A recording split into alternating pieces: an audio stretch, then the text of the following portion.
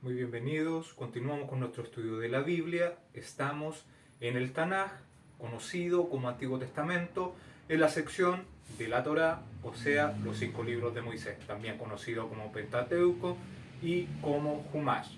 Estamos en el segundo libro de la Torá, en el libro de Shemot, conocido en su Biblia, transliterado como Éxodo. Para que tome su Biblia, lápiz, cuaderno y tome apunte, porque en la clase de hoy vamos a ver cosas bastante importantes. Para que tome apunte y pueda memorizarlo para que después se lo traspase a otra persona a la luz que vamos adquiriendo.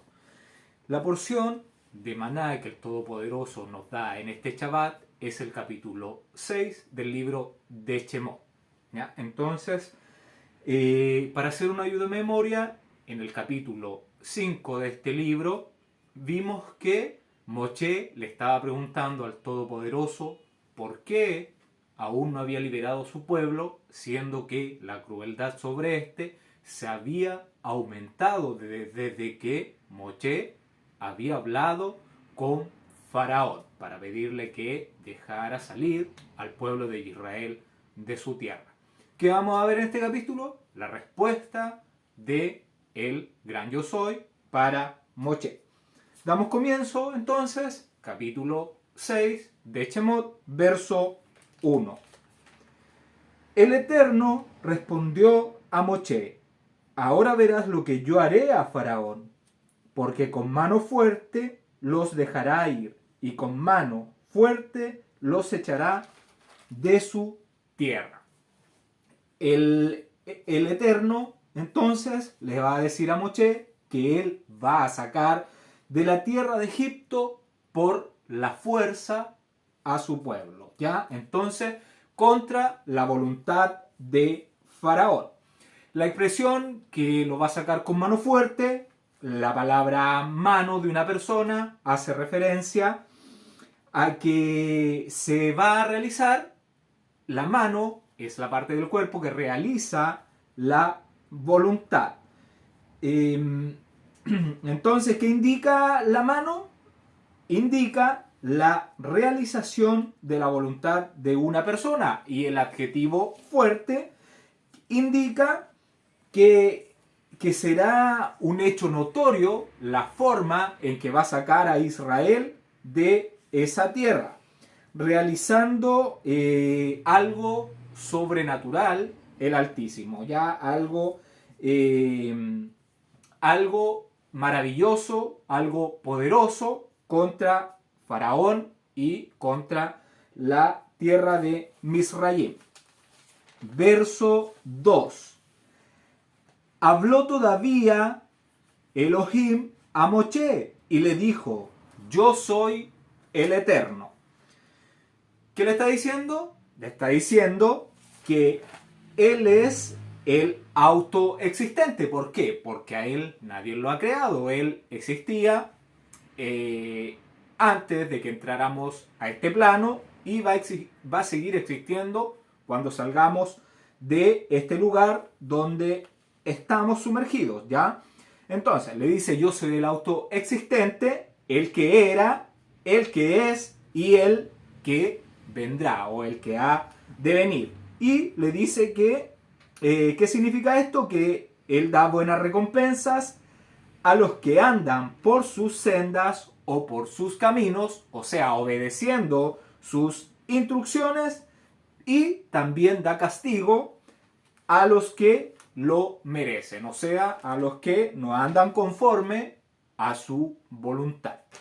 Verso 3. Y aparecí a Abraham, a Yitzhak y a Jacob como Dios omnipotente, mas en mi nombre, el Eterno, no me di a conocer a ellos. Bueno, este versículo es muy importante. ¿Por qué? Porque vamos a darnos cuenta que aquí hay algo que está mal traducido.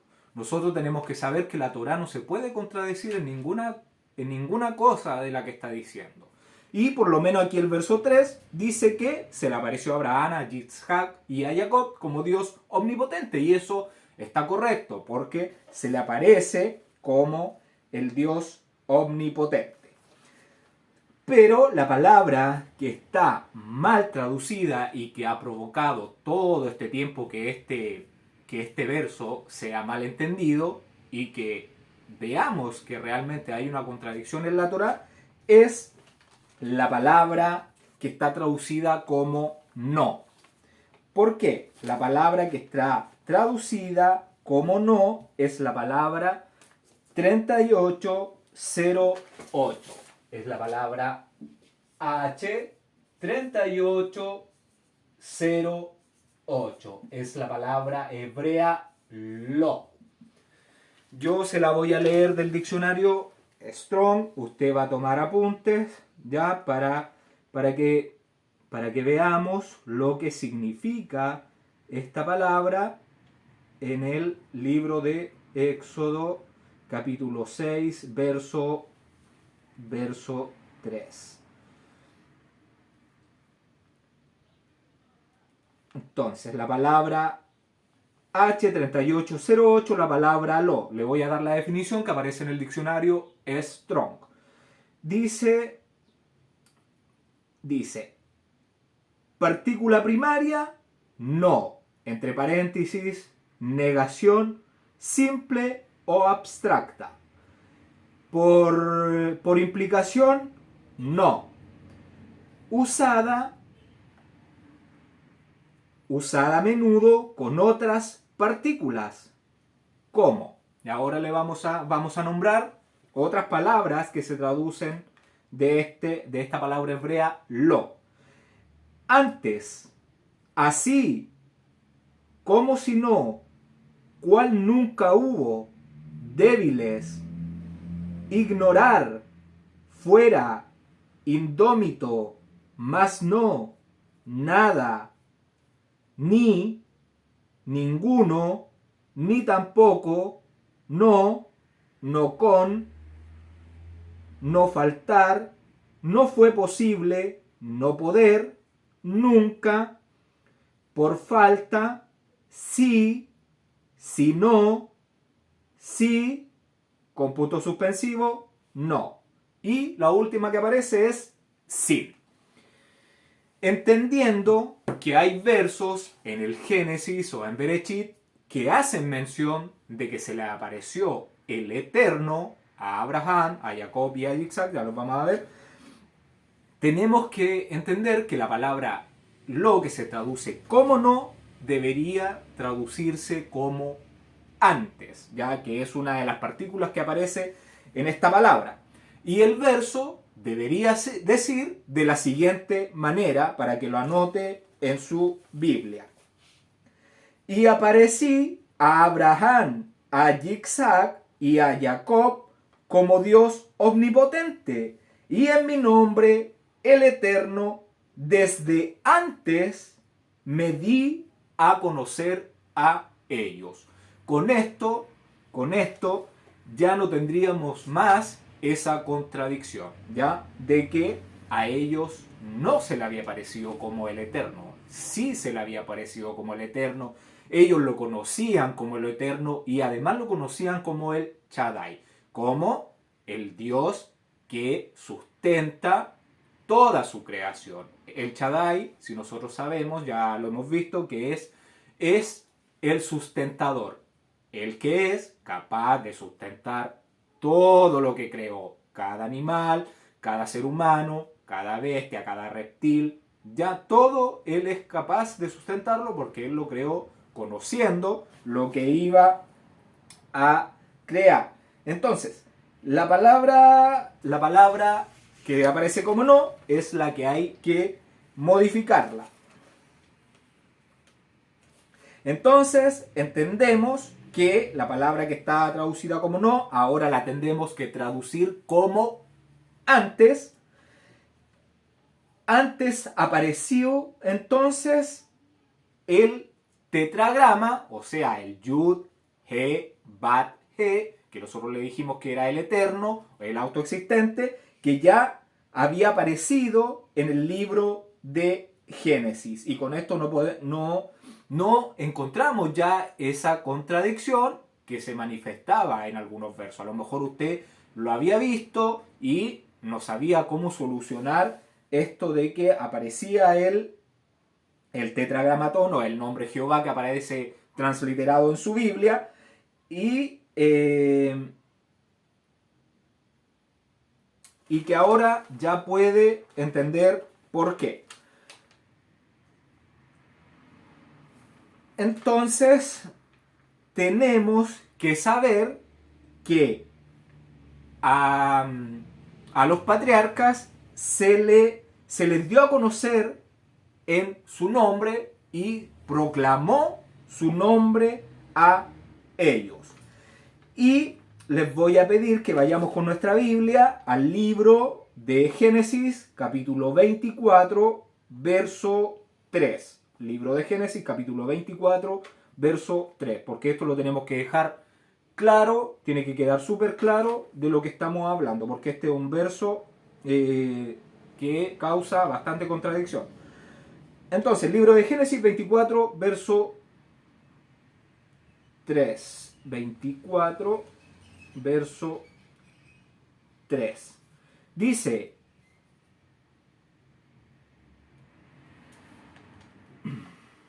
Génesis 24, verso 3. Y te juramentaré por Jehová, dice en su Biblia, Dios de los cielos y Dios de la tierra, que no tomarás para mí hijo, mujer de las hijas de los cananeos, entre los cuales yo habito, sino que irás a mi tierra, a mi parentela, y tomarás mujer para mi hijo Isaac. El criado le respondió: quizás la mujer no querrá venir en pos de mí a esta tierra. Volveré, pues, tu hijo a la tierra de donde saliste. Y Abraham le dijo: guárdate que no vuelvas a mi hijo allá. Jehová, o Yud, Hei, Bat, Hei, ya el autoexistente, Elohim de los cielos, que me tomó de la casa de mi padre, de la tierra de mi parentela, y que me habló y me juró diciendo: a tus descendientes daré esta tierra. Él enviará su malaj delante de ti, y tú traerás de allá mujer para mi hijo. Y si la mujer no quisiere venir en pos de mí, serás libre de este juramento, solo que no vuelvas allá a mi hijo. Entonces el criado puso su mano debajo del muslo de Abraham, su señor, y le juró sobre este negocio. Y el criado tomó 10 camellos, tomó 10 camellos de los camellos de su señor y se fue, tomando toda clase de regalos escogidos de su señor, y puesto en camino llegó a Mesopotamia, a la ciudad de Nacor, e hizo arrodillar los camellos fuera de la ciudad junto a un pozo de agua a la hora de la tarde, a la hora en que salen las doncellas por agua, y dijo: oh eterno, oh autoexistente, Elohim de mi señor Abraham, dame, te ruego, el tener hoy buen encuentro y haz misericordia con mi señor Abraham. Vemos que Eliezer conoce a el Eterno, conoce al autoexistente, a Yud, He, Bat, He. Lo conoce, y vemos que Abraham le está diciendo en el verso 3, le está hablando de él. Y te juramentaré, le está diciendo Abraham, por el autoexistente, por el Eterno. Entonces, ¿qué estamos viendo? Estamos viendo que Abraham conocía a el Elohim por su nombre, el Eterno, el autoexistente. Aquí hay una prueba de que lo conocía, ¿ya? Entonces, si ahí dice que no lo conocían, es porque hay algo, cuando ve algo así que es extraño, es porque hay algo que está mal. Y en este caso, es la traducción, y es lo que hace que mucha gente diga que la Biblia se contradice, que no es algo que está correctamente bien escrito, ¿ya? Pero es por una mala interpretación, una mala traducción, por no conocer los conceptos hebreos que se tenían en esa cultura. En este caso, el que estaba traduciendo, que era Casiodoro no conocía estos conceptos porque ellos eran sacerdotes católicos, ¿ya? Y muchas Biblias, ¿qué hacen? Toman otra Biblia, hacen su traducción, pero no examinan las palabras del hebreo y le cambian una palabra, le ponen un sinónimo de una misma para decir que es otra traducción y se convierte, en fin, en un negocio solamente esto. Y vamos al libro de Génesis 12, verso 26. Por favor, Génesis 12, verso 26. Génesis 12. No, perdón. En el mismo Génesis 24 que estábamos, perdón. Génesis 24, en el verso 12. Verso 12, leímos hasta el 8, me parece. Verso 12. Y dijo, oh Eterno, ya lo que habíamos leído, Dios de mi Señor Abraham, dame, te ruego, el tener buen encuentro y haz misericordia con mi Señor Abraham. Entonces, Eliezer también lo conocía y vamos, ahora sí, 26, capítulo 26, verso 22.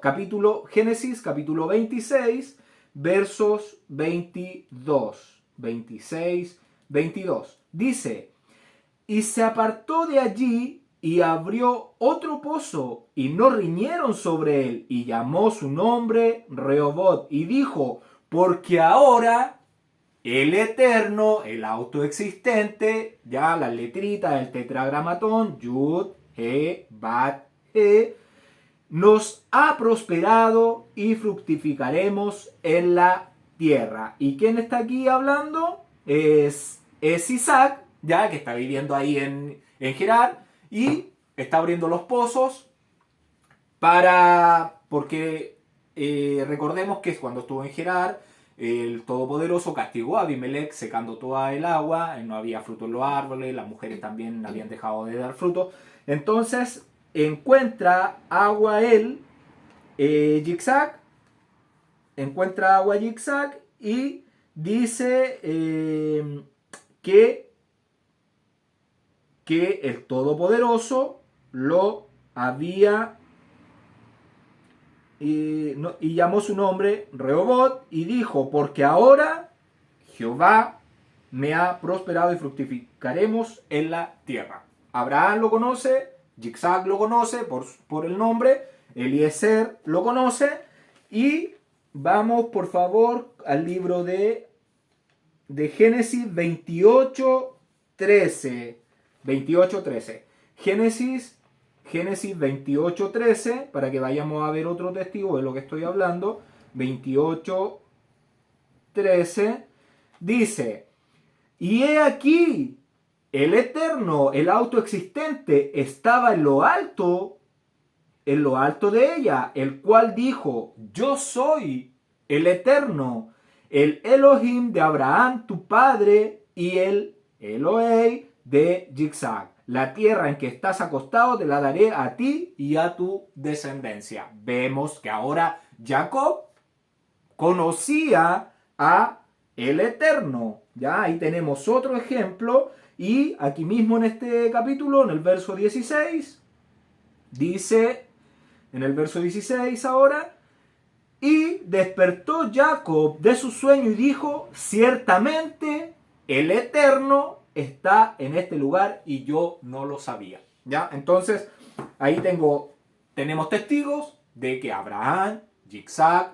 Jacob, Eliezer conocían al Eterno, al autoexistente, conocían a Yud, Hei, Bat, Hei. Y además lo conocían como el Shaddai, o sea, como el Dios omnipotente.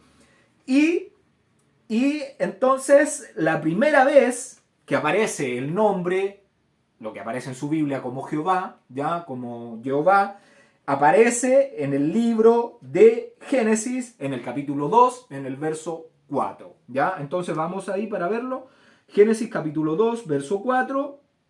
Vamos a ver que esta es la primera vez que aparece el tetragramatón en el libro de Génesis. Estos son los orígenes de los cielos y de la tierra cuando fueron creados el día que el Eterno, Elohim, hizo la tierra y los cielos. Ya, con eso, él ya anunció su nombre.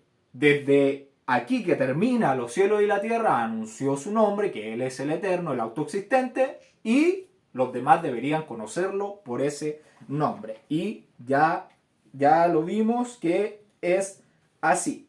Entonces, por malas traducciones, se tienen estas cosas y el desprestigio de la Torá, que es un libro divino, ¿ya? Porque nos faltan los ateos o las personas que andan buscando versos fuera de contexto para decir que la Biblia no es un libro divino, ¿ya?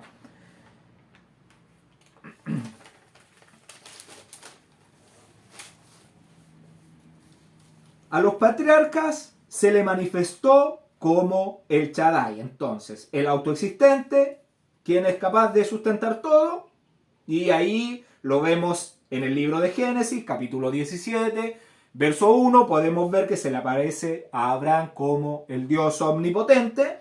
En Génesis 28.3 también podemos ver que se le aparece a Yitzhak como el Dios omnipotente, ya el Shaddai, nosotros ya vimos la traducción de eso, y en el libro de Génesis, capítulo 35.11, se le aparece a Jacob como el Shaddai también.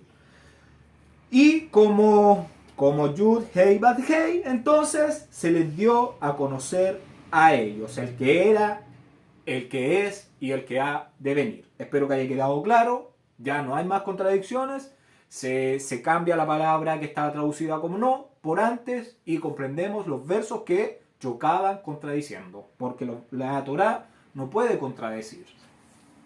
Continuamos, verso 4. También establecí mi pacto con ellos de darle la tierra de Canaán, la tierra que fueron forasteros y en la cual habitaron.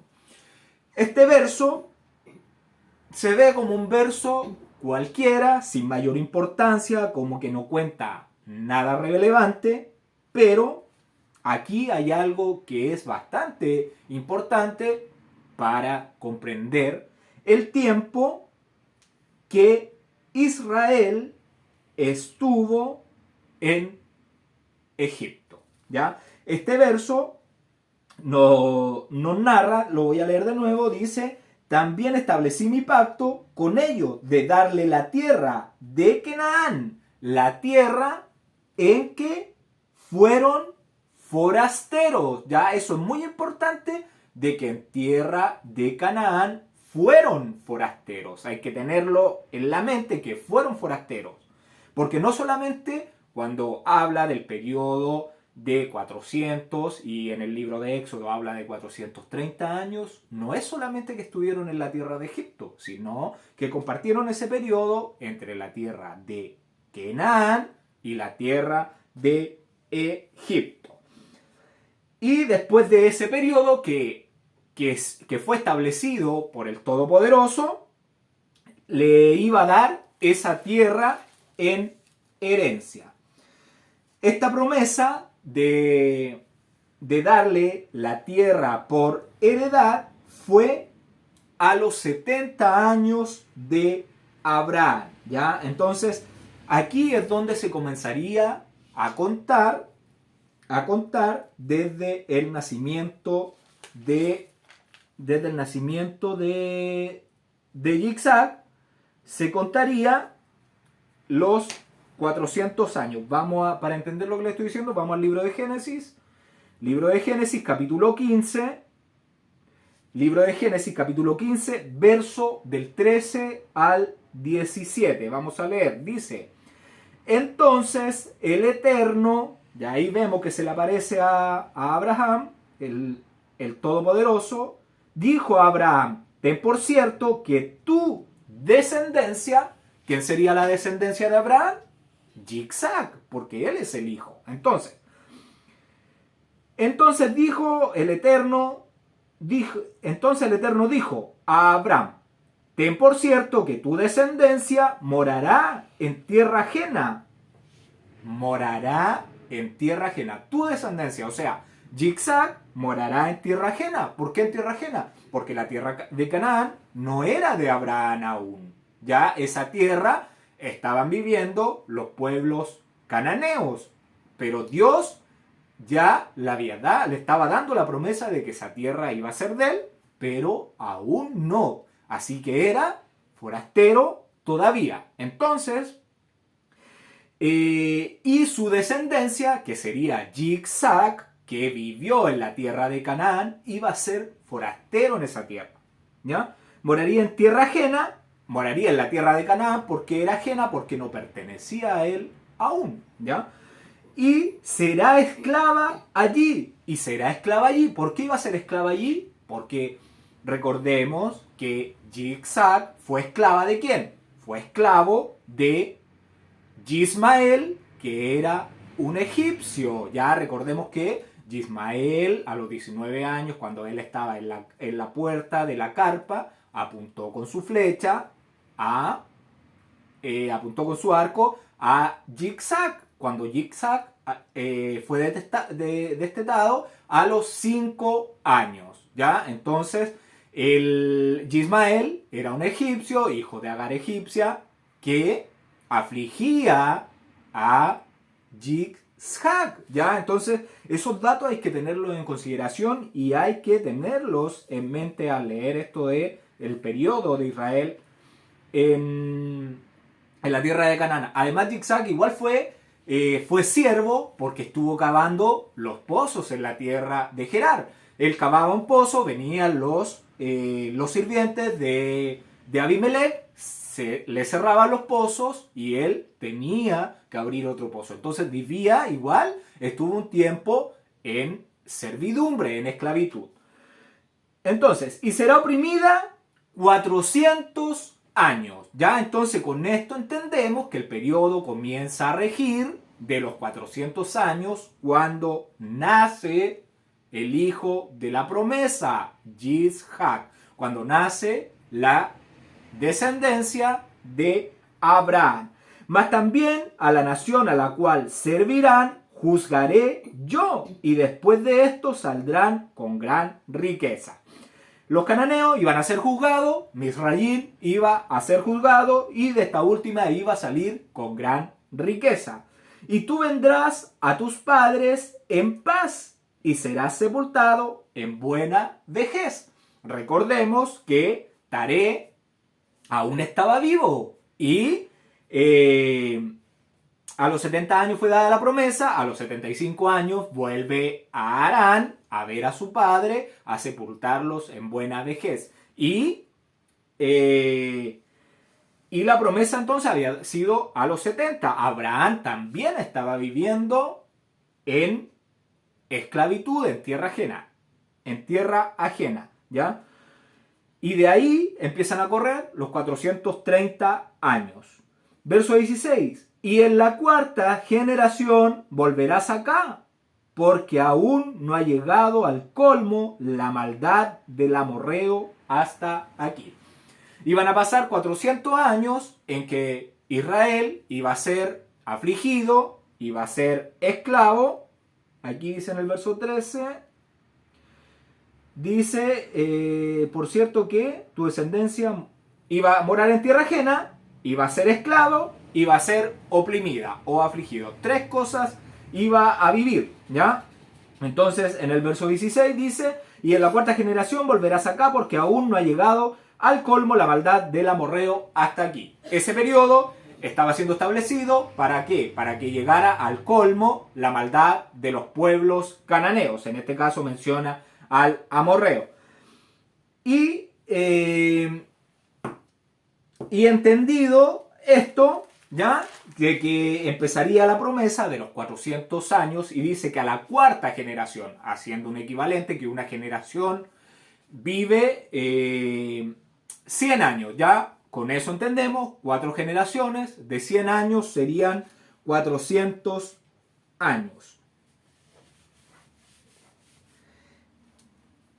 Y y el periodo de los 430 años que aparece en Éxodo 12:40, vamos al libro de Éxodo capítulo 12, verso 40,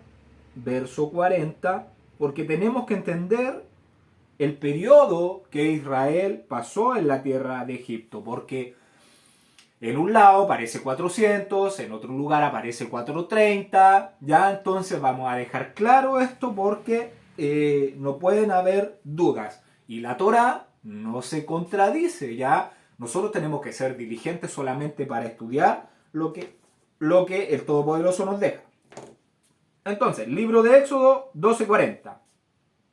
El tiempo que los hijos de Israel habitaron en Egipto fue 430 años. Entonces tenemos una contradicción. En el libro de Génesis, capítulo 15, dice 400. En el libro de Shemot o Éxodo dice 430 años. ¿Cómo vamos a solucionar esto? Tenemos que Abraham nace en el 1948.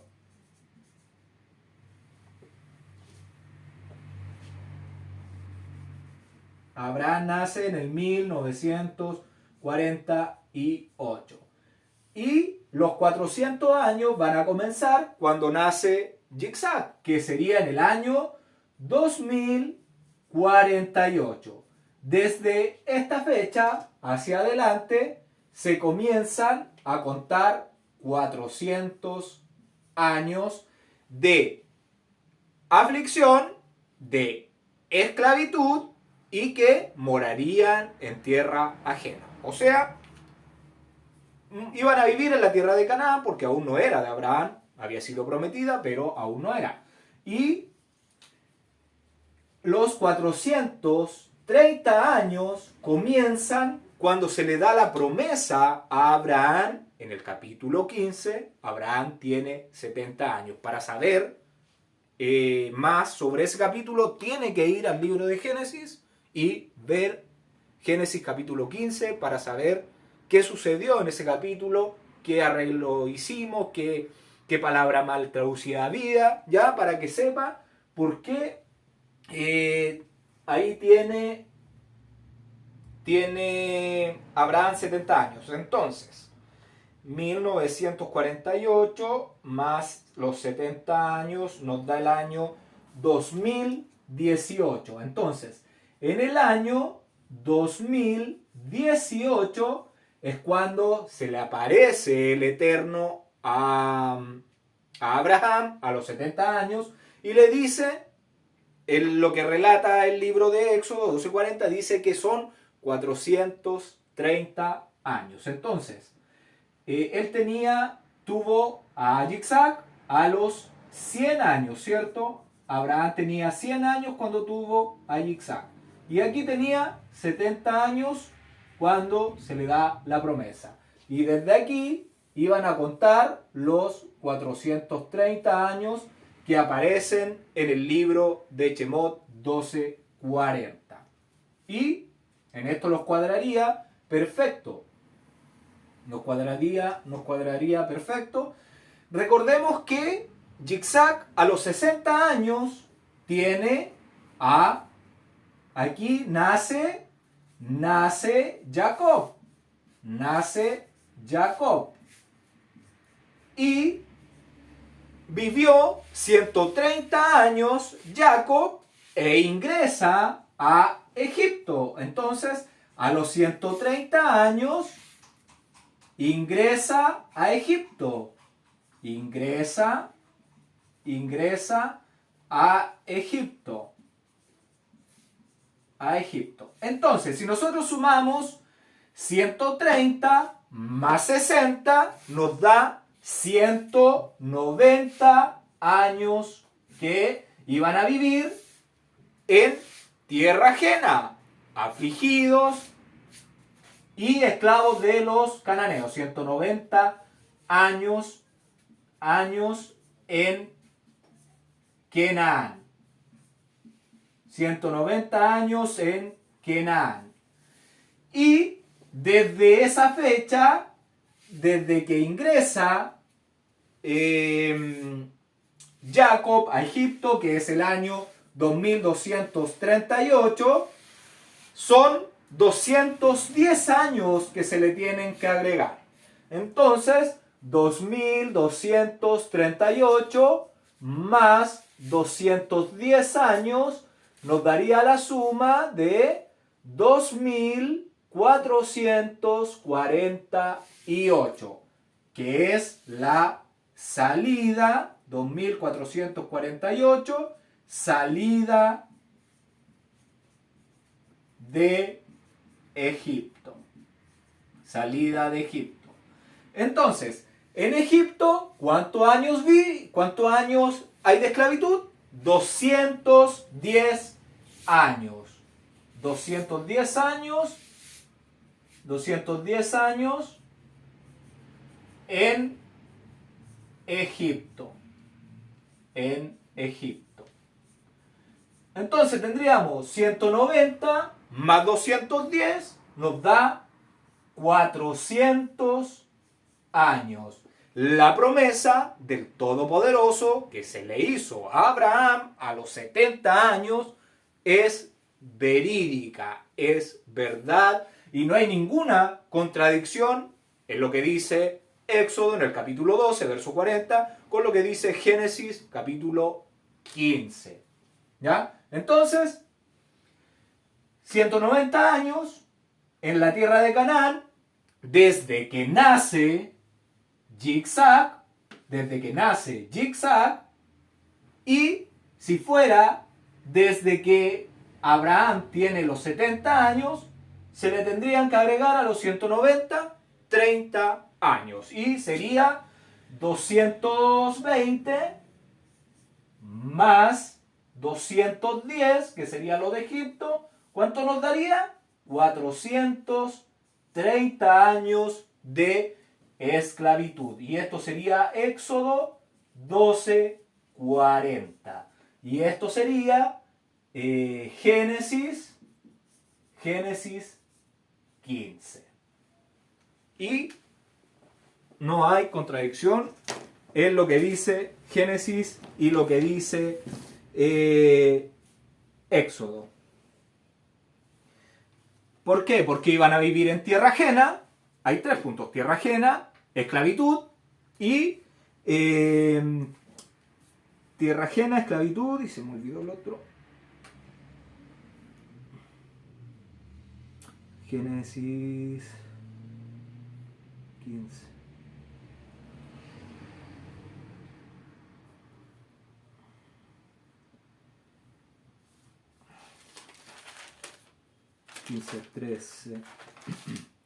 $15.13 entonces los 3 puntitos que iba, las características que iba a tener su paso: tierra ajena, que iba a ser esclava y que iba a ser oprimida y afligida. Y en estos 3 casos fue oprimida. Jacob fue oprimido, fue afligido, trabajó como siervo con Labán. Y Esaú también afligió a Jacob. Se está cumpliendo la promesa del Todopoderoso. Joseph fue esclavo en Egipto, ya igual sirvió. Entonces se cumple la promesa del Todopoderoso. Y por favor vamos con nuestra Biblia al libro de Génesis, capítulo 23:4, para dejar muy claro esto. Capítulo 23:4 dice: extranjero y forastero soy entre vosotros, dadme propiedad para sepultar entre vosotros, y sepultaré mi muerta de delante de ustedes. Aquí, ¿qué está haciendo? Abraham le está hablando a los hijos de Het que le vendan una porción de tierra para sepultar a su muerta. Y le está diciendo: extranjero y forastero soy. Lo mismo que dice el verso, que fueron aquí en el verso 4 que estamos leyendo, Éxodo 6, verso 4, también estableceré mi pacto con con ellos, de darle la tierra de Canaán, la tierra en que fueron forasteros, ¿ya? Y en la cual habitaron. Lo mismo aquí, Abraham está confirmando las palabras que él es extranjero y forastero entre los cananeos. Entonces, hemos visto dos cosas bastante importantes el día de hoy.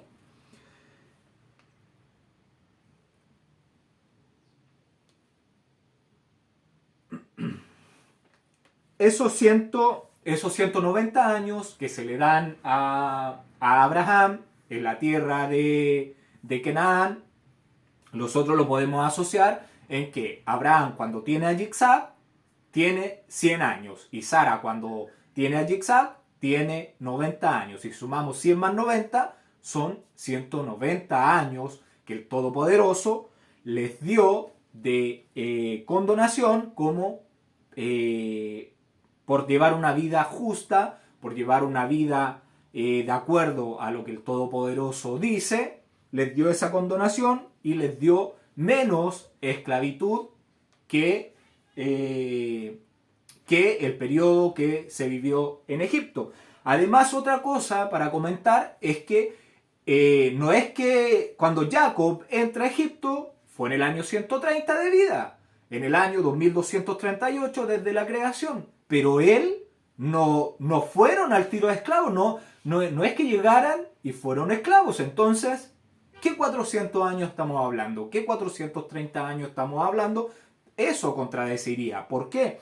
Porque pasa tiempo, Joseph le da la mejor tierra, Faraón le da la mejor tierra a Jacob y a sus hijos, le dan casas, le dan viñedos, le dan alimentos, viven ahí bajo están todos los días en la mesa del rey comiendo ya con Joseph. Entonces, no es que ellos entraron y fueron esclavos, no, pasó un periodo de tiempo ya en que vivieron, fueron muriendo los hijos de Jacob y llegó el momento en que se levantó otro faraón en el año 2350, ya lo vimos, y ahí comenzó la esclavitud para Israel. Y si nosotros sacamos la cuenta del 2350 para sacar al año 2448, que es el año que sale de Egipto, ¿cuánto tiempo va de esclavitud?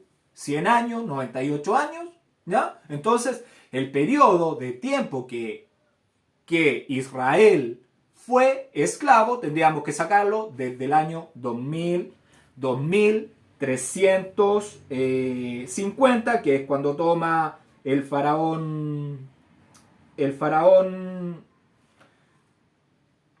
Melol, que sería el año 2350,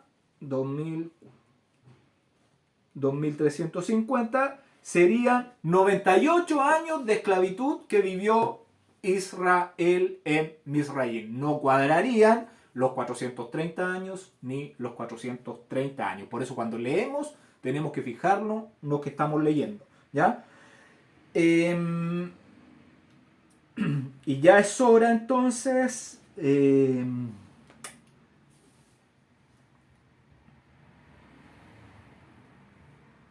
entonces le dije lo de Sara, lo de los 190 años y vivieron entonces en total de esclavitud 430 años. Y ya es hora de cumplir el pacto y darle la tierra por heredad. Ya lo que se le había prometido a Abraham en el capítulo 15 estaba llegando a su culminación, el periodo de vivir en tierra ajena, de ser oprimidos y de estar en servidumbre.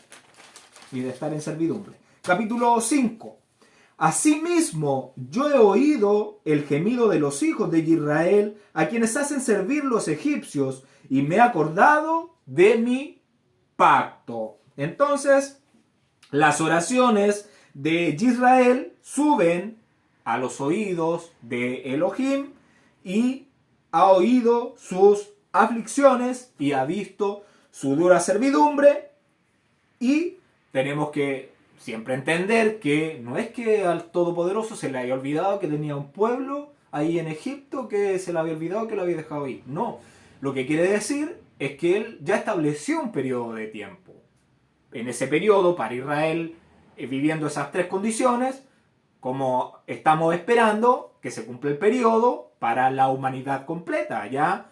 Entonces, no es que a él se le olvide, sino más bien que es paciente esperando por si se arrepienten de la maldad que se está haciendo, para darle una oportunidad cada día a alguien que se pueda arrepentir de lo que él está cometiendo. Y va a llegar el día en que se va a terminar el plazo, y es lo que estaba ocurriendo acá, que se estaba cumpliendo el plazo de el tiempo de la aflicción de Egipto. Porque nosotros somos el centro de la creación. Nosotros estamos aquí en la prueba, viviendo qué vamos a escoger, la vida o la muerte, la Torá o los mandamientos de hombres. Verso 6. Por tanto, dirás a los hijos de Israel, yo soy el Eterno. Y aquí está haciendo mención que le va a decir a los hijos de Israel que el Eterno, que Yud, He, Bat, He, los ha enviado. Y si no, nadie lo conocía con ese nombre. ¿Cómo ellos iban a entender a quién se estaba refiriendo? Entonces acá tenemos otra prueba de que sí se conocía al Eterno como el autoexistente, ya con el tetragramatón. Entonces, verso 6, por tanto dirás a los hijos de Israel, yo soy el autoexistente, y yo sacaré de debajo de las tareas pesadas de Egipto, y os libraré de su servidumbre, y os redimiré con brazo extendido y con juicios grandes. ¿Ya? Entonces, el autoexistente está dando 4 términos, ¿ya?, que va a realizar con su pueblo. Dice que los sacará, los librará, los redimirá y los tomará. Entonces, ahí hay 4 términos que el Todopoderoso va a hacer.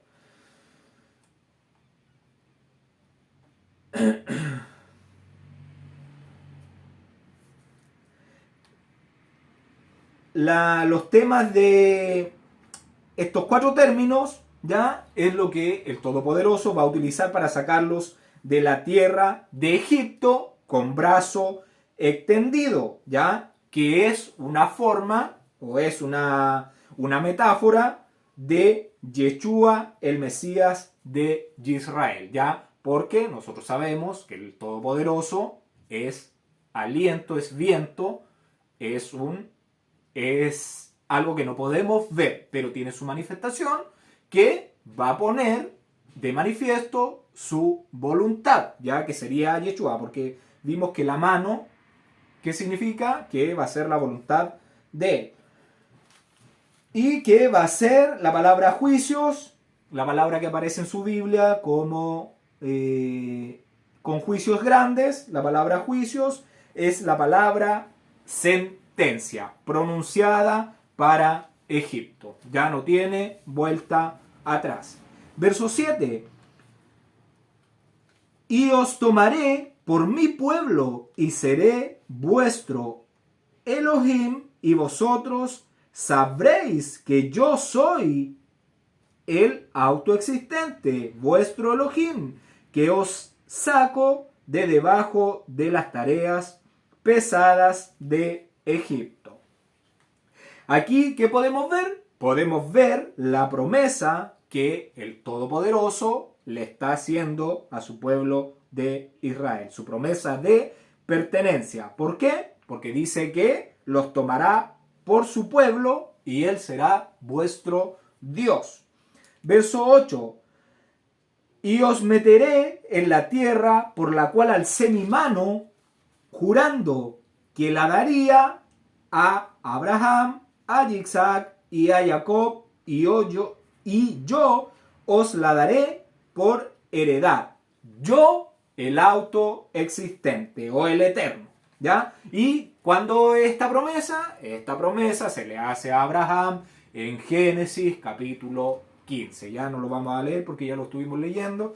Entonces, usted en su casa, tómese el tiempo, lo lee en Génesis capítulo 15 completo, porque es cuando alza su mano, jurando, hace un pacto con Abraham, le pide que lleve cierta cantidad de animales y una llama de fuego, una antorcha, pasa en medio de los animales haciendo el pacto, y Abraham le dio un sueño. Entonces, ¿quién juró? El Todopoderoso hizo un juramento solo. Esa llama de fuego, lo mismo que vemos, ese fuego ahí en la zarza, ya juró solo que le iba a dar la tierra a Abraham. Y juró y alzó su mano y dijo: yo el Eterno. Y vamos con nuestra Biblia, por favor, al libro de Deuteronomio, capítulo 7, verso 8. Deuteronomio, capítulo 7, verso 8, vamos a leer. Dice: sino por cuanto el Eterno os amó y quiso guardar el juramento que juró a vuestros padres, os ha sacado el autoexistente con mano poderosa y os ha rescatado de servidumbre de la mano de Faraón, rey de Egipto. Ya aquí vemos que el Todopoderoso juró por sí mismo. Verso 9. De esta manera habló Moche a los hijos de Israel, pero ellos no escuchaban a Moche a causa de la congoja de espíritu y de la dura servidumbre. Entonces, no estaban escuchando a Moche porque tenían un aliento conscripto. Y la dura esclavitud que estaban viviendo los tenía muy desanimados, porque los egipcios estaban amargando su vida con gran violencia, con gran dureza. Verso 10. Y habló el Eterno a Moche diciendo. Entonces, sigue hablando el Eterno con Moche. Verso 11. Entra y habla a Faraón, rey de Egipto, que deje ir de su tierra a los hijos de Israel. El Eterno le está diciendo a Moche que entre nuevamente donde está Faraón y que le diga nuevamente que envíe fuera a su pueblo. Verso 12. Y respondió Moche delante del Eterno: he aquí, los hijos de Israel no me escuchan. ¿Cómo pues me escuchará Faraón, siendo yo torpe de labios?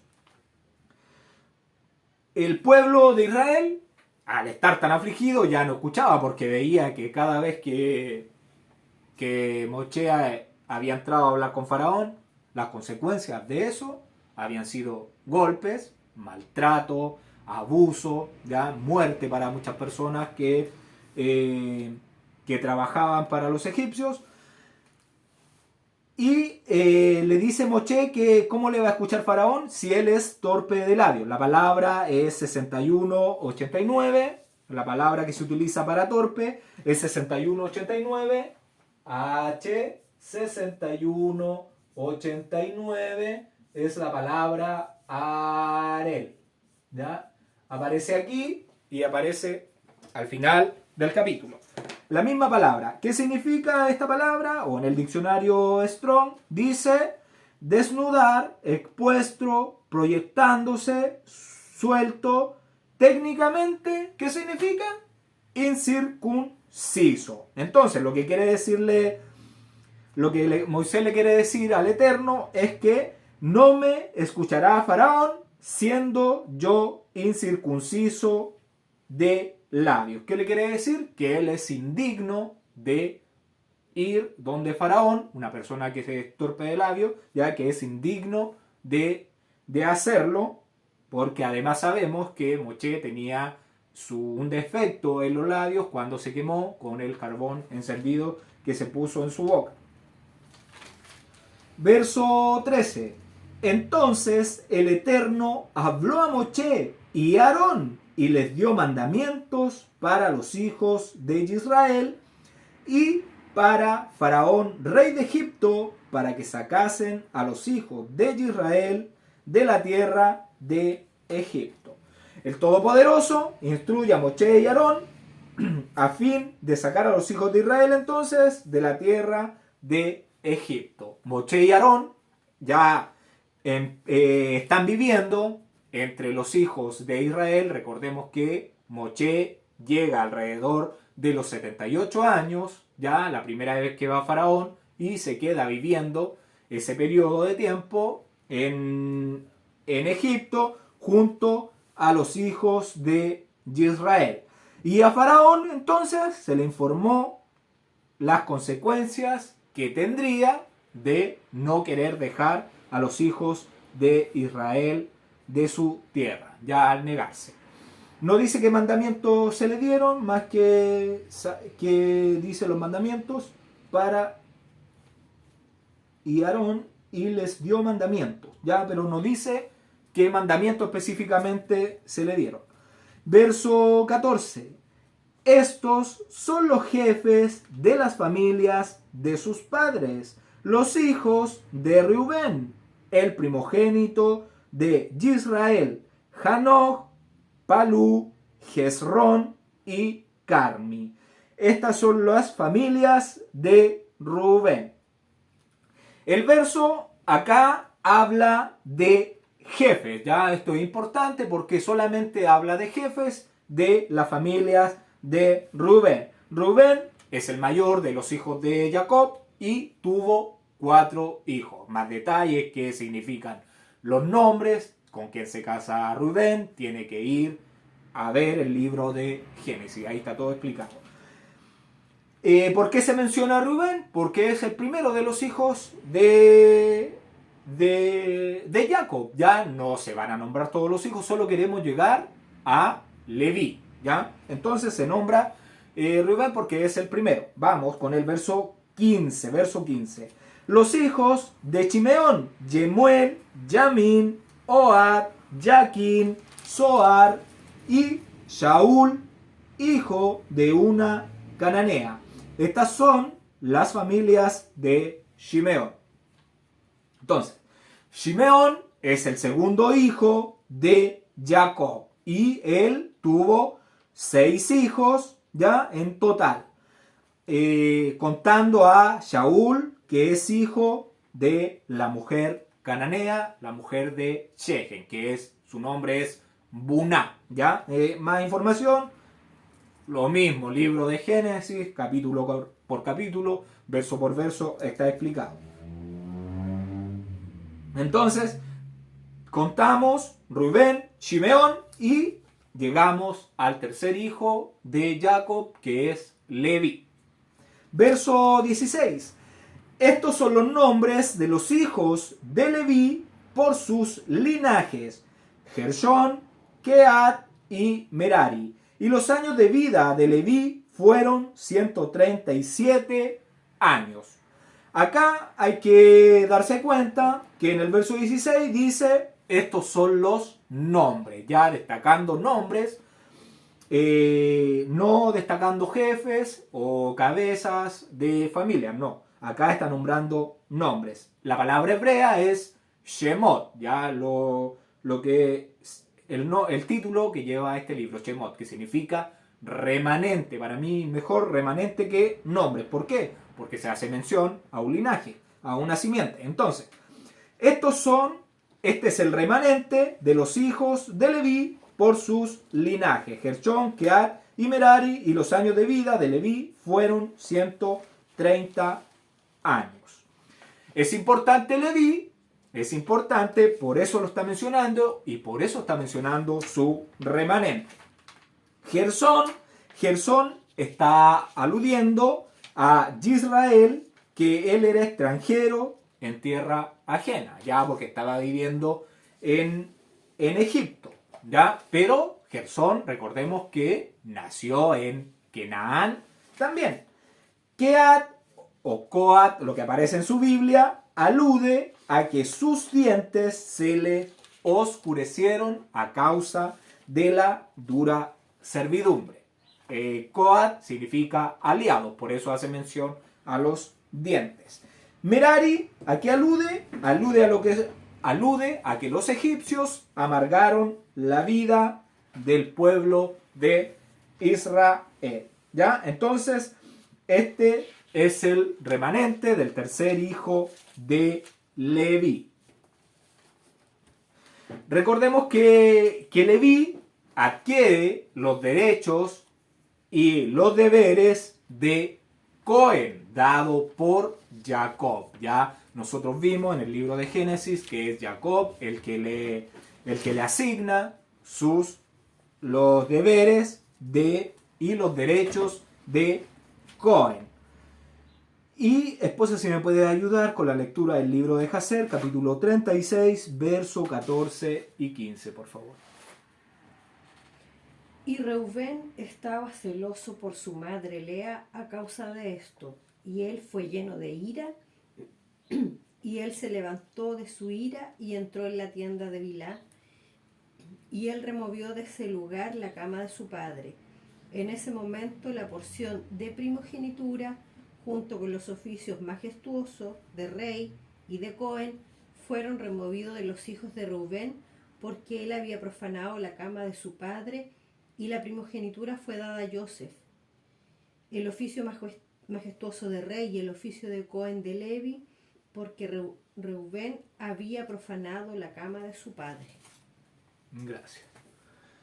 Vemos que los oficios majestuosos de Cohen fueron dados a Leví. La primogenitura fue dada a Joseph y también los oficios de rey, que después fueron dados a Yehudá, los oficios de rey. Ya el principado iba a caer sobre Yehudá porque era el más fuerte de sus hermanos y lo demostró en las batallas con los cananeos que vimos en el libro de Génesis.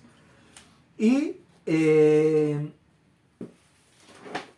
esposa, si me puede ayudar, la lectura del libro de Jacer, capítulo 56, verso 13. Que Levi no cargue con ustedes, porque él y sus hijos cargarán el arca del pacto de Yahweh con los Yisraelim en el campamento, ni que Joseph me cargue, porque como rey, que así sea su gloria. Sin embargo, Efraín y Menashe estarán en el lugar de él. Gracias. Vemos entonces, confirma Jacob que Leví no debía cargar el ataúd de Jacob, ya, ni Joseph, porque eran las personas a quien fueron dados los oficios y los derechos y los deberes de Cohen y de rey. Y recordemos que Jacob dijo que Leví iba a portar el arca del pacto de Israel, ya con los israelitas en el campamento, iba a portar el arca del pacto. Entonces ahí había una información importante que estaba dando Israel, y vemos que el ataúd de Israel era de oro, ya era algo similar a un arca. Recordemos que Israel era el fundamento de la instrucción, de la Torá, la base de las leyes del Todopoderoso. Y después se le puede ayudar el libro de Jacer, capítulo 59, verso 9. Y los hijos de Levi fueron Gershón, Keat y Merari, y su hermana Jochebed, que fue nacida a ellos en su viaje de descenso a Mizraim. Gracias.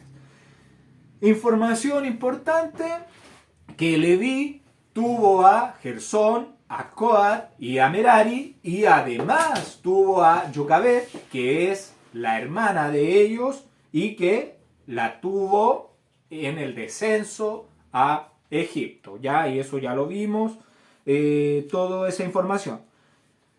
Y esposa, si me puede ayudar con la lectura del libro de Jacer, capítulo 63, verso 1. Y en el año 93, Levi, el hijo de Jacob, murió en Mizraim, y Levi era de 137 años de edad cuando él murió, y ellos lo pusieron en un ataúd y fue dado a las manos de sus hijos. Gracias. Vemos que Leví vive 93 años en Mizraim y él muere de 137 años. Por defecto, entonces, por lo que hemos visto, por lo que hemos leído, el libertador de Israel, de las manos de los egipcios, ya iba a ser un hijo de la familia de Leví. Por eso aquí nombra el remanente. El nombre es algo muy importante que está haciendo mención, y esta tribu de Leví se convierte en alguien fundamental para este periodo de paso por Egipto. Recordemos que María había profetizado que iban a ser un libertador. Aarón sabía que iba a nacer el libertador y que era Moshe el que los iba a liberar. Entonces, los años de vida de Leví fueron 137 años. Si a los 137 años le restamos los 93 años que vivió en Canaán, en Misraim, 93 años en Misraim, tenemos que él vive 44 años, vive en Canaán, ¿ya? Canaán. Yo sé que ustedes lo recuerdan, que hicimos un cuadrito con todos los que nacieron con todas las fechas, y que el periodo que vivieron en Canaán, el periodo que vivieron en Egipto. Ya eso lo tienen que tener en su cuaderno donde toman apuntes. Esto se lo estoy dando más por recordatorio, porque eso ya lo vimos. Leví, entonces, Leví es el patriarca que se casa con Adiná, que era la hija de Jobab, hijo de Joctán, hijo de Eber, hijo de Shem, de la simiente pura del Todopoderoso. Esa simiente de Leví estaba pura, era de la simiente sin modificaciones genéticas, ¿ya? De la simiente de Dios. Ingreso a Egipto, 2238. Entonces tenemos, vamos a borrar.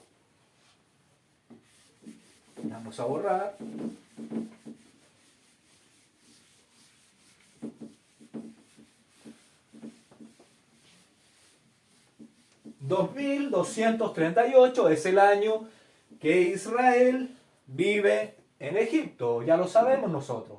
Ingreso a Egipto, año 2238. Dice que Leví vive 137 años, ¿ya? Entonces, si nosotros sumamos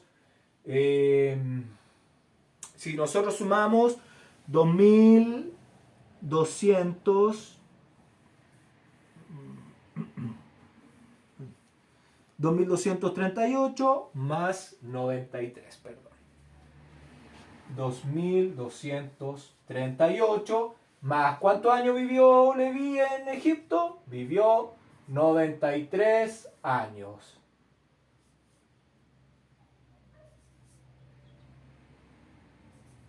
Entonces, ¿cuándo muere Leví? En el año 2331. Entonces, muerte de Leví. Muerte de Leví.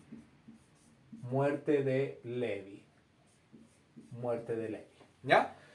Ese es el año del fallecimiento de Leví. Y Leví fue uno de los hermanos de Joseph que murió último, ¿ya? Y entonces desde aquí ya comienza a cambiarle la historia a los hijos de Jacob. O sea, del año 2331 ya la vida en Israel empieza a cambiar, y ya sabemos la fecha de salida. En el año 2448 tendríamos entonces que son 117 años de esclavitud aproximadamente. Vimos que eran 98, entonces tenemos casi son 18 años que no es esclavitud tan fuerte, pero después ya los 98 años que vimos que eran ya esclavitud severa para ellos, matando a los niños, todo lo que ya hemos visto lo que hicieron los egipcios, ¿ya? Continuamos. Verso 17. Los hijos de Gershón, Libni y Simei, por sus familias. Libni significa blanco, Simei significa famoso, ya como algo oído. Simei, Libni y Simei. Libni en su Biblia está con Libni está con B. Estos nombres no lo hemos visto antes, así que se los vamos a anotar. Libni, y en hebreo es Libni. Y tenemos el otro hijo,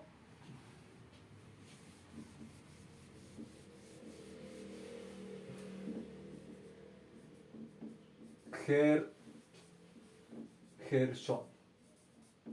Gershón tuvo a Libni y tuvo a Shimei.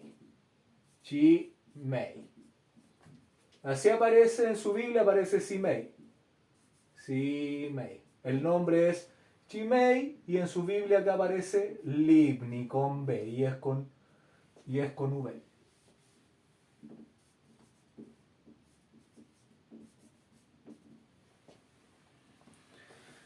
Entonces, Libni significa blanco, Shimei significa famoso. Total, los hijos de Gersón, 2 hijos. Verso 18. Y los hijos de Keat, Anram, Ichar, Hebrón y Uziel. Y los años de vida de Keat fueron 133 años. Anram significa pueblo elevado. Ishar significa aceite, como produciendo luz, ya porque el aceite se ocupaba para producir luz. Hebrón significa sociedad, Uziel significa fuerza del Todopoderoso. Y Keat vivió 133 años entonces y tuvo 4 hijos. Entonces, Keat, ya lo que aparece en su Biblia como Coat. Tuvo entonces a Anram, tuvo a Ishar, tuvo a Hebrón, y tuvo a Uziel. Acá hay algunos cambios en el nombre Yitchar. El nombre Ishar es el nombre en hebreo Yitchar. Y Hebrón, que es el nombre en hebreo Hebrón, que es con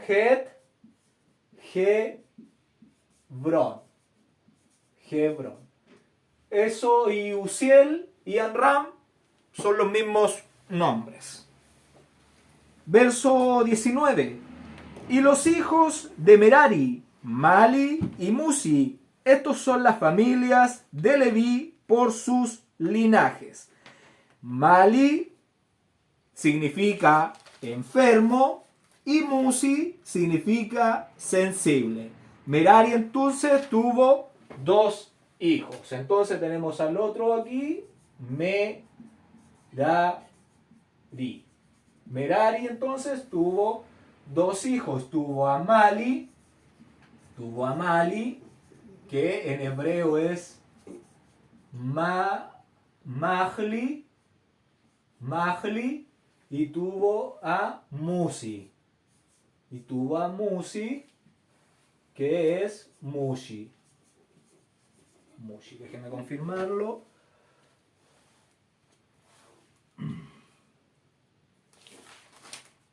Mushi, sí. Entonces, tenemos a Leví, ¿ya? Que tuvo a Gersón, a Coat y a Merari. Entonces, Leví es el padre, Gersón, Coat y Merari son hijos. Después vienen Moisés, Aarón, Coré, que estos serían los nietos.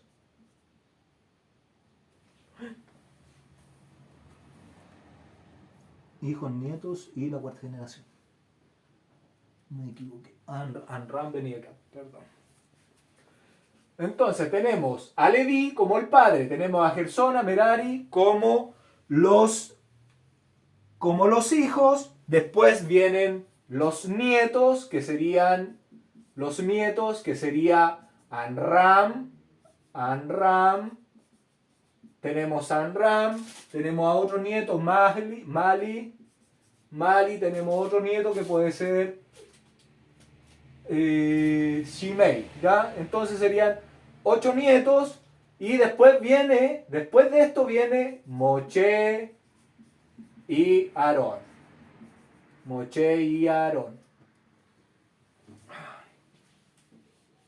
¿Se alcanza a leer? Sí. Y Aarón. Moche y Aarón. Esto sería entonces la cuarta generación. La cuarta generación. Espero que se haya entendido eso.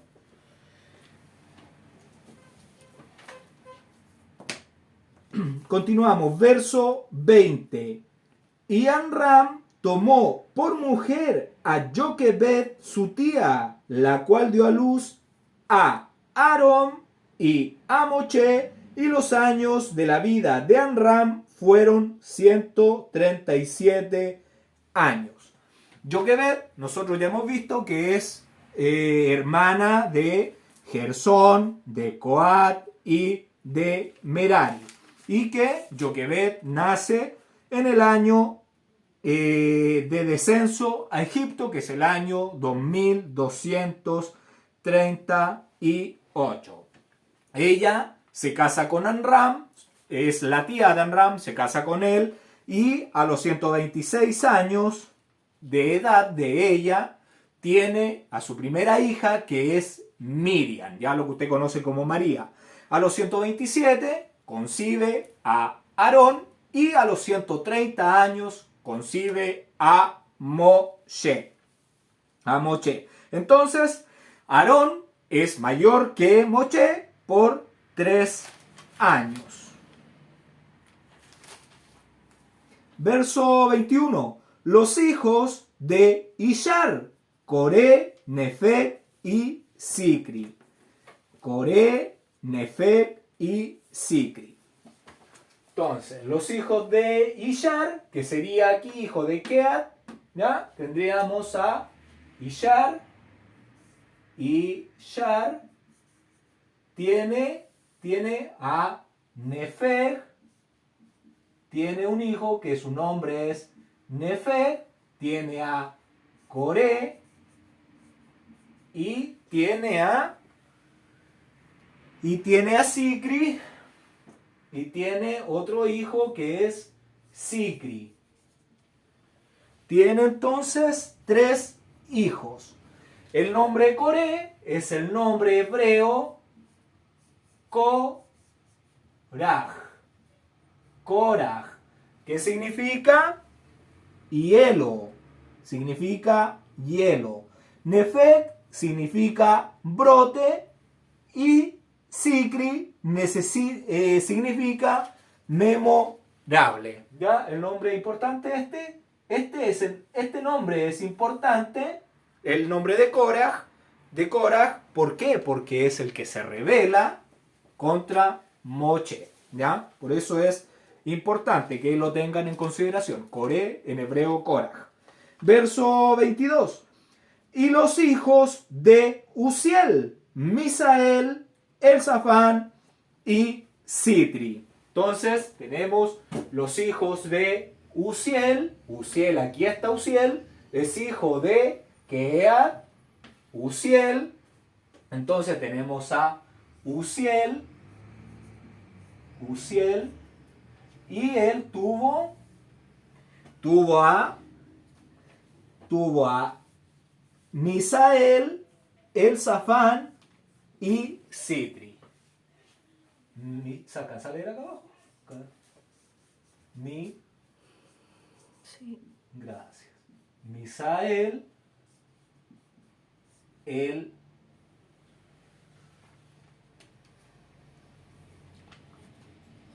Elzafán con Z, Elzafán, y tuvo otro hijo que es Sitri. ¿Cómo es? Sitri. ¿Ya? La palabra Elitzafán, el nombre Elzafán es en hebreo es Elitzafán.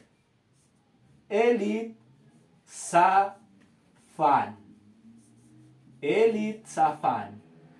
Y el nombre Misael es el nombre hebreo es Michael. El nombre Michael. Y el nombre Sitri es el nombre Sitri solamente. No está transliterado tal cual como debería hacerse. El nombre Michael significa quien es como Dios, o sea, como Él, o quien es como Él. Elitzafán significa Dios de tesoro y Sitri significa protector. Verso 23. Y tomó a Aarón por mujer a Elisabet, hija de Aminadab, hermana de Nazón, la cual dio a luz a Nadab, Abiú, Eleazar e Itamar. Entonces, Elisabet dice que Aarón tomó una mujer. Dice que Aarón tomó una mujer que su nombre es Elisabet en su Biblia. Ya así aparece en su Biblia. Entonces dice, Aarón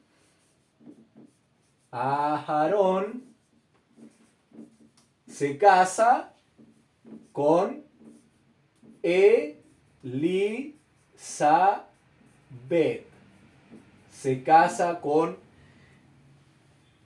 Se casa con Elisabet, pero el nombre hebreo de esta mujer es Elisheva.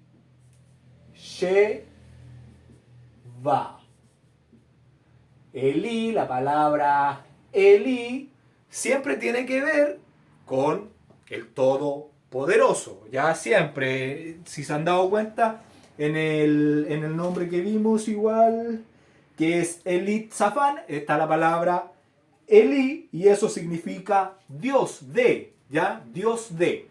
Y acá lo vemos en Elisheva, que significa Dios de el juramento, ¿ya? Porque Sheva, recordemos que había un pozo en Beersheba, que era el pozo del juramento. Ber es pozo y Sheva tiene que ver con juramento, tiene que ver con 7, ¿ya? Entonces, Elisheva tiene que ver con Dios del juramento. Ese es el nombre de la mujer de Aarón. Aparece aquí en el verso, dice que Elisheva, hija de Aminadab, y Aminadab significa pueblo de liberalidad, hermana de Nazón.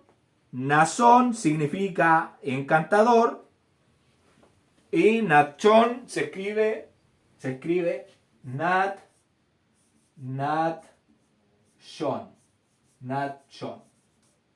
Esto es lo que aparece en su Biblia. Ahí en su Biblia aparece así: Nazón. Ya, el nombre es Nachón. Usted se lo puede poner arribita ahí de su Biblia en el nombre, le escribe Nachón. que significa entonces encantador. Vemos que tiene a Nadab, a Abiú. Entonces vamos a anotar aquí los nombres. Ellos se casan entonces. Elisheba se casa con Aarón. Tienen a Nadab,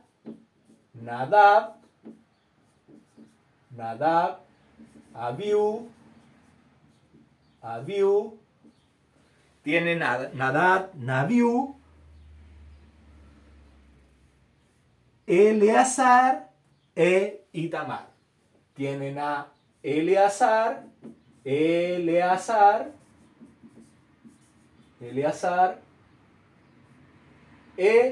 Itamar. Esos serían los 4 hijos de Aarón con Elisheba. Y Nadab significa liberal, Abiú significa padre adorador, y Abiú en hebreo es Abiú,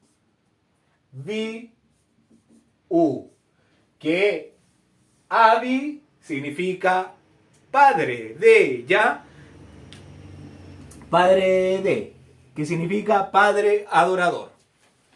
Entonces, me falta decirle que significa Eleazar, significa Dios es ayudador, y el nombre Itamar significa costa de palmeras.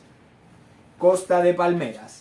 Y vamos a ver, quiero que por favor vayamos con nuestra Biblia al libro de Números, capítulo 1, verso 7. Números, capítulo 1, verso 7. Dice, de Judá, Naasón, hijo de Aminadab. Entonces, acá es importante que el libro de Números está haciendo referencia a los jefes de Judá. Ya ellos, los principales, las cabezas de la tribu de Judá, está nombrando a Naasón, hijo de Aminadab. Y lo más probable, yo estoy casi el 100% seguro, de que este Aminadab es el mismo Naasón que se está haciendo referencia en este verso del libro de Éxodo, capítulo 6, verso 23, con quien se casa Elisheba, ¿ya? Y vamos a mostrarle aquí la genealogía para entender. Recordemos que Jacob tuvo 12 hijos, ¿ya? Jacob tuvo 12 hijos. Y uno de sus hijos es Yehudá, o lo que aparece en su Biblia como Judá. Judá, recordemos que tuvo un hijo con Tamar. O sea, ahí tuvo 2 hijos, pero es uno el que estamos viendo, que es Fares, ¿ya? Que es Fares, o en su Biblia aparece Fares, pero el nombre es Pérez, ya que nosotros ya lo vimos. Y Pérez o Fares tuvo a Esrón, él tuvo a Esrón, eso ya lo hemos visto, Esrón. Y también tuvo a Hamul, tuvo 2 hijos Fares, Esrón y Hamul, pero el que nos interesa en este caso es Esrón. Esrón tuvo a Ram, Esrón tuvo a Ram, Ram tuvo a Aminadab,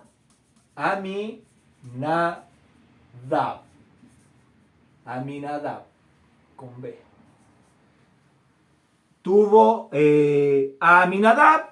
Aminadab dice que es padre de Naasón. Dice que es padre de Naasón, y dice que Elisheba es hermana de Naasón. ¿Ya? Entonces, de aquí de Judá, y recordemos que Jacob tuvo un hijo que se llama, entonces, Levi. ¿Ya? Y Levi, ¿a quién tuvo? Tuvo a Coat, Coat tuvo, ¿a quién más tuvo? Coat tuvo a Amram. Amram tuvo a Aarón. Aarón tuvo a... ¿con quién se casó? Con Aarón se casa. Entonces, Elisheba y ella se casan. Y aquí tienen sus 4 hijos. De ahí se juntan la simiente pura de Judá y de Leví. De Judá y de Leví. Esto sería lo importante a destacar de este verso. Y me gustaría que fuéramos con nuestras Biblias al libro de Levítico 10, del 1 al 4. Levítico 10, del 1 al verso 4 voy a dar lectura. Dice: Nadab y Abiú, hijos de Aarón, tomaron cada uno su incensario y pusieron en ello fuego, sobre el cual pusieron incienso y ofrecieron delante del Eterno fuego extraño, el que nunca les mandó. Y salió fuego de delante del Eterno y los quemó y murieron delante del Altísimo. Entonces dijo Moisés y Aarón: esto es lo que habló el autoexistente, diciendo: en los que a mí se acercan, me santificaré, y en presencia de todo el pueblo seré glorificado. Y Aarón cayó, y llamó Moisés a Misael y a Elzafán, hijos de Uziel, tío de Aarón, y les dijo: acercarse y sacad a vuestros hermanos de delante del santuario, fuera del campamento. ¿Ya? Entonces Aarón tuvo 4 hijos, Nadab, Abiú, que fueron los que presentaron fuego extraño delante del Todopoderoso y fueron incinerados. Y ahí le pide a Elzafán, que era hijo de Uziel, que ya lo vimos igual, con su hermano que era...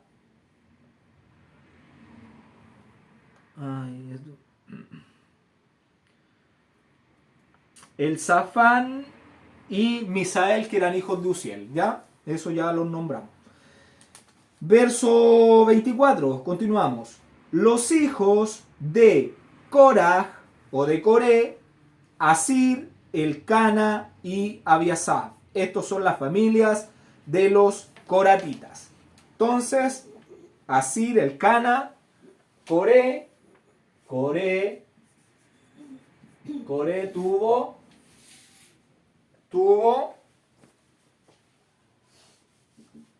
tuvo a Asif, Elcana y Abiasaf. Asif, Elcana y Abiasaf. 3 hijos tuvo Coré, ¿ya? Que fue el que se rebeló contra Moisés y su séquito. Asir significa prisionero, Elcana significa Dios ha obtenido y Abiasaf significa padre de asamblea. Verso 25. Y Eleazar, hijo de Aarón, tomó para sí mujer de las hijas de Futiel, la cual dio a luz a Finés, y estos son los jefes de los padres de los levitas por sus familias. Futiel significa menosprecio y Finés significa boca de serpientes. Y el nombre Finés que aparece en su Biblia en hebreo es el nombre Pinjas, ¿ya? Que significa boca de serpientes. Y voy a tratar de hacerle rápidamente un árbol genealógico de las familias de los levitas. de la familia de los levitas. Vamos a borrar. Recordemos que la simiente del Todopoderoso comienza con Dios, Adán, Set, Enos, Cainán, Mahalalel, Jared, Enoc, Matusalén, Lamec, Noé. 10 personas. Continúa con Shem, Arfaxad, Sala, Eber, Peleg. Eber tuvo 2. Tuvo a Peleg y tuvo a Joctán. ¿Por qué lo estoy mencionando a Joctán? Porque de Joctán nace la esposa de Leví, que era Adiná. ¿Ya? Entonces tuvo Shem tuvo a Arfaxad, Arfaxad tuvo a Sala, Sala tuvo a Eber, Eber tuvo a Peleg, Peleg tuvo a Reu, Reu tuvo a Serug, Serug tuvo a Taré, a Nacor, Nacor tuvo a Taré y Taré tuvo a Abraham. Entonces, llegamos a Abraham, Abraham tuvo a Yitzhak, Yitzhak tuvo a Jacob y Jacob tuvo a Leví, que se casa con Adiná. Entonces, Leví, recordemos que se casa con Adiná, que eso lo vimos en el libro del Éxodo, y tuvieron, recordemos que Leví con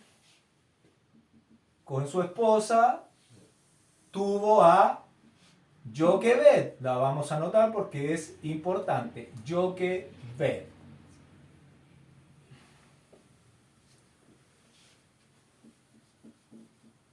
Entonces tuvo a Joquebed.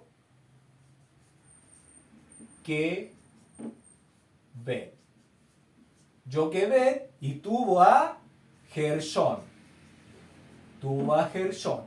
¿Ya? Y nosotros ya vimos que Gershón tuvo a Libni y tuvo a Shimei. ¿Qué otro hijo tuvo Leví? Tuvo a Coat,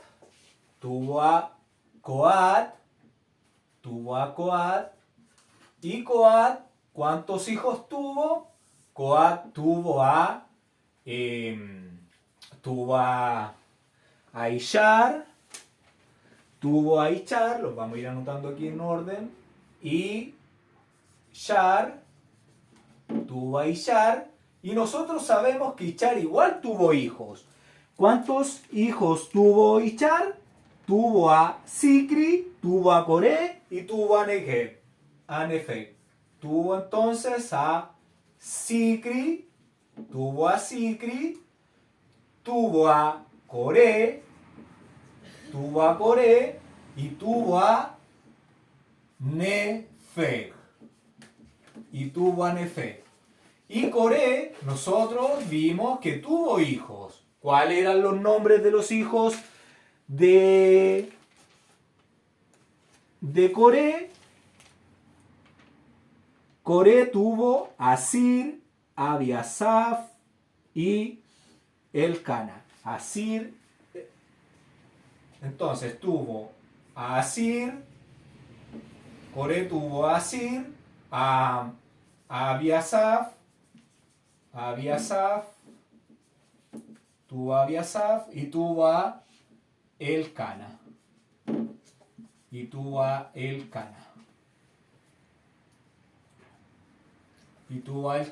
¿Ya? Entonces,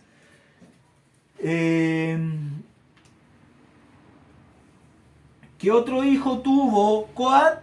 Tuvo otro hijo cuyo nombre es Anram. Y nosotros sabemos que Anram tuvo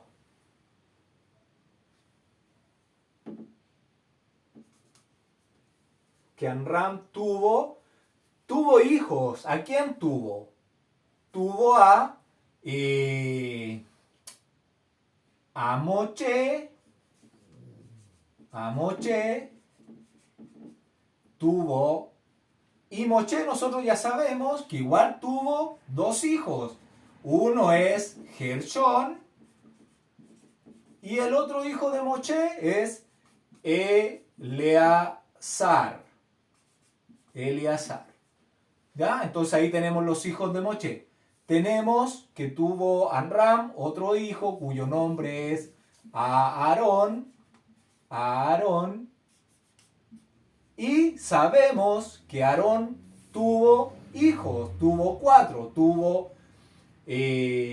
¿A quién tuvo? Aarón tuvo a Nadab, a Abiú, e Itamar, Eleazar. Tuvo a, entonces, Nadab,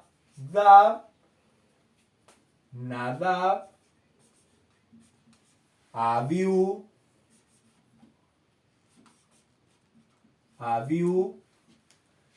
Itamar,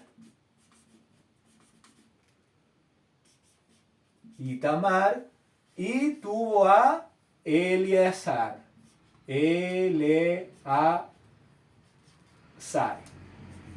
Y Eleazar tuvo a Pinjas. O lo que aparece en su Biblia como Finés. Y también Amram tuvo a Miriam. No olvidarnos de Miriam. ¿Ya? Que es lo que en su Biblia aparece como María. Tenemos entonces listo a Ichar, tenemos listo a Amram, y nos falta Hebrón, que es otro hijo de Leví. No, Gersón, Coat y Merari. Pero acá estamos en los hijos de Coat. Nos falta de Coat aquí, tiene otro hijo, que su nombre es Hebrón.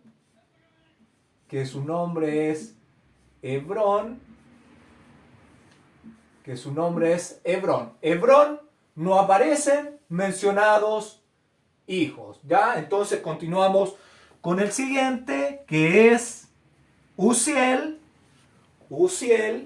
Entonces aquí tenemos a Uziel,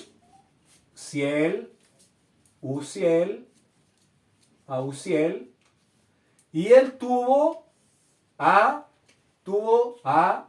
Misael, a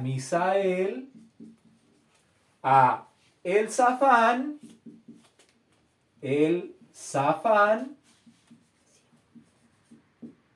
tuvo entonces a Misael, a Elzafán, y me parece que me falta Sitri. Y a Sitri. ¿Ya? Entonces, ahí tendríamos los hijos de Coat, que teníamos a Ishar, a Amram, a Hebrón y a Uziel. Y nos faltaría el otro hijo de Leví, porque Leví tuvo a Yoquebed, a Gersón, a Coat, y tuvo a el último, que es Merari. Y Merari tuvo dos hijos, que su nombre es Mali. Uno de ellos es Mali, y el otro es Musi. ¿Se alcanzó a ver los nombres? Sí. Gracias. Entonces, con esto tendríamos la genealogía de Leví. ¿Ya?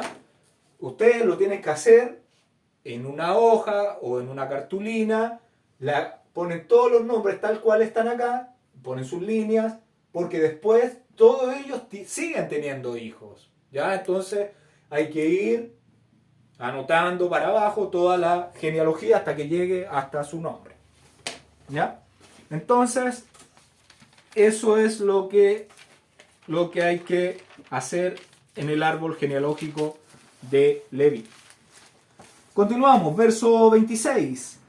Este es aquel Aarón y aquel Moche a los cuales el Eterno dijo: sacad a los hijos de Israel de la tierra de Egipto por sus ejércitos.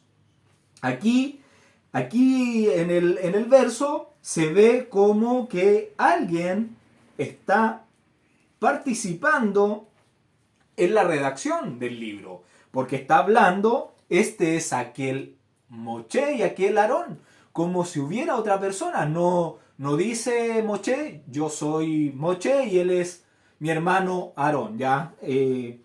Para que véanlo cómo se está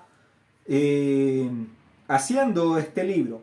Pero, ¿qué sabemos nosotros? Sabemos que esta obra literaria, ya la Torá, la Biblia, no es de este tiempo, ya no es una obra común y corriente. Más bien sabemos que esta obra es algo divino, ya algo que está fuera de este tiempo. ¿Por qué? Porque en ella podemos encontrar misterios ya que están fuera de esta prueba de la fidelidad en que estamos siendo probados, donde estamos haciendo probados, y relata además cosas futuras sin que aún se vivan, ¿ya? Poniendo todos como en algo incierto, pero que ya está escrito. Para mí la Biblia, la Torá, es algo divino que está fuera de nuestro tiempo, que fue escrita antes de que nosotros llegáramos a este plano, que fue planificada desde que el Todopoderoso decidió crear sus criaturas, ¿ya? Ahí en el reino de la luz, a Lucifer, que tenía que ser encargado de distribuir su ley a los ministros de la luz, que era el Israel o Jerusalén, donde en el monte de Sión, donde iban a estar sus habitaciones, sus casas, y ellos que iban a ser los encargados de difundirlo a las demás criaturas que Dios iba a crear en ese reino de la luz, o que creó en ese reino de la luz. En ese momento, antes de crear todo esto, el Todopoderoso escribió su Torá, su bendita Torá, y ¿qué estamos haciendo nosotros? Estamos poniendo en manifiesto todo lo que está escrito, que iba a haber un pueblo que iba a ser obediente y que iba a haber un pueblo que iba a ser desobediente, ¿ya? Como está escrito, se va al final de los tiempos separar el trigo de la cizaña, y eso está escrito y va a suceder tal cual está, sin que aún se viva esas cosas, ya la destrucción de los templos, todo lo que estaba escrito antes pasó tal cual fue escrito por el Todopoderoso antes de que ocurriera. Verso 27. Estos son los que hablaron a Faraón, rey de Egipto, para sacar de Egipto a los hijos de Israel. Moche y Aarón fueron estos. En el verso 26 y verso 27 se nombra a Aarón y a Moche, y en el otro verso, en el 27, se nombra a Moche y Aarón.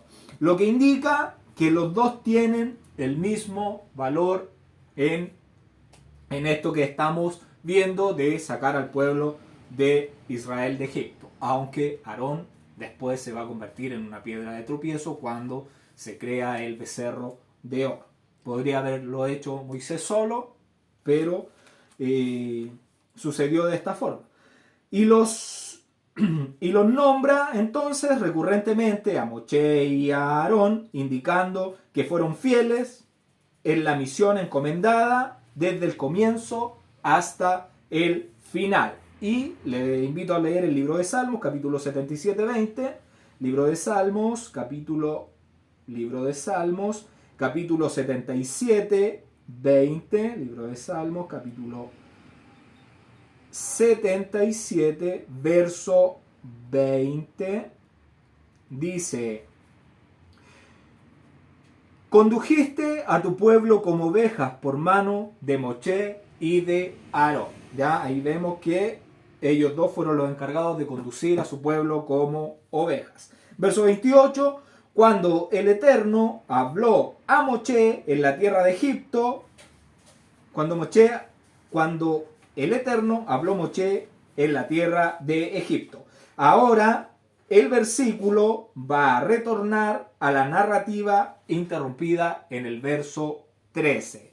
Verso 29. Entonces el Eterno habló a Moisés diciendo: yo soy el autoexistente.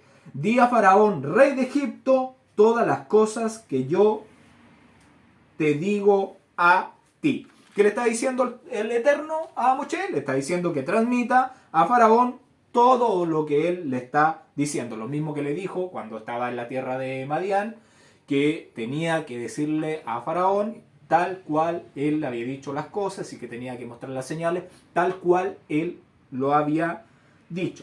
Dios, entonces, ¿qué está haciendo? Está enviando nuevamente a Moisés delante de Faraón. Y después, si me puede ayudar con la lectura del libro de Jacer, capítulo 80, verso 1, por favor. Y al término de 2 años, Yahweh de nuevo envió a Moshe a Faraón para sacar a los hijos de Israel y enviarlos fuera de la tierra de Misraim. Gracias. Entonces, al término de 2 años, dice que está enviando a Moisés nuevamente delante de Faraón. Y recordemos, Moisés llega alrededor de los 78 años a la tierra de Misraim con Aarón, vive ese periodo de tiempo hasta que nuevamente el Todopoderoso lo está enviando a hablar con Faraón. Verso 30. Y Moisés respondió delante del Eterno: he aquí, yo soy torpe de labios, ¿cómo pues me ha de oír Faraón? La palabra torpe es la palabra incircunciso, que quiere decir que él era indigno de llevar el mensaje a Faraón. ¿Por qué? Porque Moisés era un hombre humilde, a pesar de haber sido un príncipe de Egipto, a pesar de haber sido un rey en Cus, a pesar de ser el elegido como libertador para el pueblo de Israel. Hasta aquí hemos llegado. Que el Eterno les bendiga y le guarde, que haga resplandecer su rostro sobre usted y tenga de usted misericordia, que alce su rostro sobre usted y ponga en usted paz. Que nuestro Adón Yeshua les bendiga. Gracias por ver los videos y nos escuchamos en el próximo Shabbat.